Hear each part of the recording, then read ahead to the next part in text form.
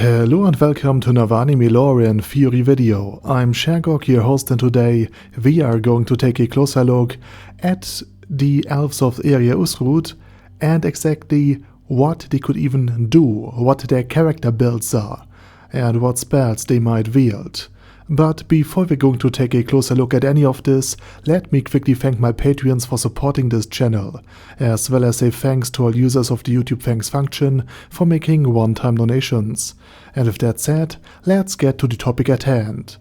Besides the fact that Erya Usrud brought the elves to use them, among other things, as his personal harem and as canaries, that is to send them ahead in case of traps or danger, so they'd trigger them or get attacked by monsters instead of him, the three elves have different abilities and classes, meaning each of them has a different field of expertise. And although it wasn't explicitly shown which attacks, spells or magic abilities the elves have, and their role in the anime is rather minor, we can still deduce a lot about the three elves based on their character classes and Erya Usrud's combat strategy. So let's first talk about Erya and how he uses the elves to his personal advantage. Erya Usrud's combat strategy is simple. He is a sword fighter, completely focused on melee combat. He doesn't care about magic, miracles, mana or skills like stealth or trap detection. He's like a quality build in Elden Ring. Zero investment in magic but compensates for weaknesses using things like fire resin, antidotes or summons. Except here, instead of the mimic tier, he uses the elves. Erya has a very narrow view of strength as well. Pure muscle power, speed and skill with the sword. Everything else is just a tool to make him stronger. It is seen as something that has only value in relation to him. In other words, the elves are to him what buffs or healing items are to other characters. And so far, there has been no indication that these elves have any offensive spells, like lightning or fireball, or even basic attack techniques. Not to mention that they were far too intimidated by how strong, violent, hot-tempered, and unpredictable Erya Usrud is to do anything aggressive, especially against him. In other words, even if we can't rule out that these elves might have offensive magic, everything we've seen so far suggests that their role is purely to provide buffs, support magic, and possibly utility spells, and of course scouting, and to not attack. And all of the elves have support magic that enhances physical strength, dexterity or the senses, but the kind of support magic they use differs greatly. The pink-haired elf is a ranger, similar to Aura, but of course weaker, so her magic likely focuses on sharpening senses, hers and the senses of Erya, so that both can detect or follow things more easily. And we know from the fight between Einsolgon and Sheltir Bloodfallen that without enhanced senses, even the Overlord himself couldn't visually keep up with Sheltir's speed. So in other words, Einsolgon needed his overpowered body here. And Erya also uses the pink-haired girl as a scout, because her senses are the sharpest among the elves. And of course they are way sharper than his. And she can navigate unfamiliar terrain as well, especially forests, because again she's a ranger, by trade. Although her hearing had been somewhat impaired due to how she had been treated by the theocracy and of course by Erya himself. Still we saw in Nezarec that she managed to detect Hemoske well before Erya ever did. Then we have the blue-haired elf who's a cleric, and her spells are likely defensive in nature, things like increasing resistance to damage or to insta-death magic. Okay, that wouldn't be too useful against someone like Eins due to the level difference, but against a normal Elder Lich using a death spell, it could mean the difference between life and death, and she also likely has the widest arrays of buff.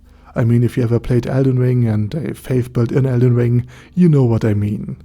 And she probably also has buffs that regenerate health, as well as standard healing spells, and of course, Turn Undead, a spell also used by the cleric Robert Dyke. And finally, the blonde elf is a druid, similar to Mare, just much weaker in terms of level. And druids can use buff spells like Bark Skin, which makes the skin as tough as hardwood, significantly improving resistance to any physical damage. And druids are also able to enchant normal weapons in such a way that they can hit ethereal beings, like ghosts or wraiths or specters. And again, druids can also enhance physical weapons like axes or swords in other magical ways. But again, the ability to strike something that usually can't be stricken, because they're just ectoplasma, is really important for a pure melee-based build like Erya. And it's also quite likely that the blonde elf knows spells to protect against poison and can cure it. And she probably also has healing or poison spells as well. And I'm talking about spells like Cure Wounds, the kind also used by Crush Lulu, who is also a druid. And in Dungeons and Dragons, druids can also use spells like Fog Cloud to cover a retreat. And if you consider that Erya Usrud's normal option to retreat from a superior enemy would simply be to make one of the elves trip, let's just say that this spell is beyond useful to him. And generally speaking, Erya Usrud also sees all of the elves as completely expendable. Losing them is just a material loss. And since Ariel considers his team a one-man operation, he keeps all of the gold for himself, except for some shabby clothes and the occasional cold meal for the elves. And we know he likely earned several if not dozens of gold coins per job. And for this particular job, it was about 200 gold coins that was promised to him, so therefore he had more than enough cash to replace any losses. And that's pretty much how Ariel Usrud and his team, and I use the term team very loosely here, actually fights.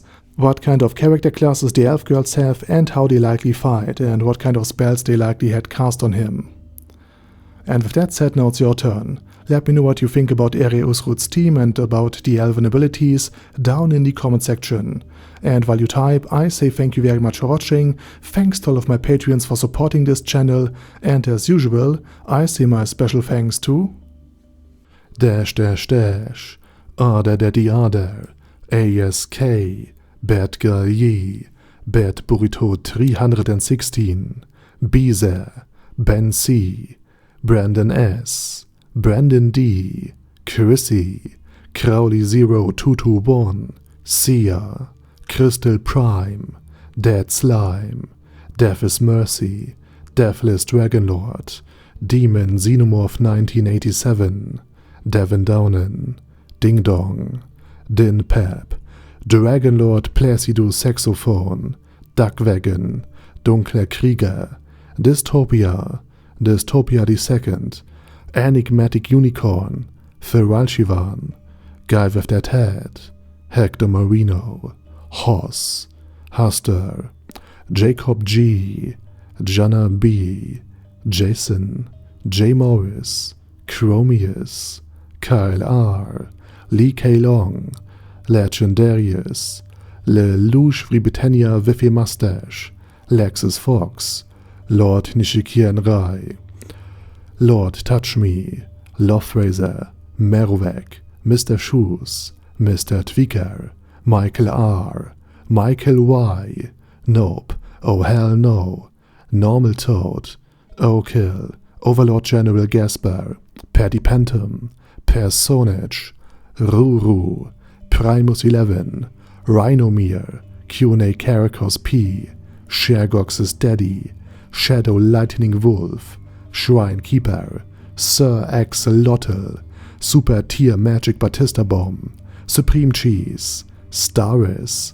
Ted, Texas Deer, The Orc Warboss, Rocket Smasher, T.E. Wang, Vash Hawkeye, Vegito27, Venture Fanatic, Wilhelm, Xenokai, and Sonagon. Thanks guys. Anyway, have a nice day, and I hope to see you all again soon on my next video.